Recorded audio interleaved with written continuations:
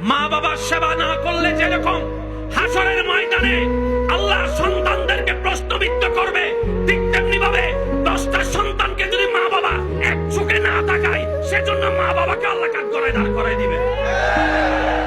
যে ছেলে টাকা কামাবে বলে আমার আদরের ছেলে, যে ছেলে টাকা কামাবে তার বউ হচ্ছে ঘরের রাজা রানী হয়ে থাকে, তার বাচ্চারা নাতিরা হয় একদম সবচাইতে দামি। আর যে ছেলে টাকা কামায় না তারাও দাম দেয় না, তার বউরের দাম দেয় না, তার বাচ্চাদেরকেও দাম দেয় না, আদর করে না, মায়া করে না, এমন দাদা দাদি নানা নানি আছে না? না,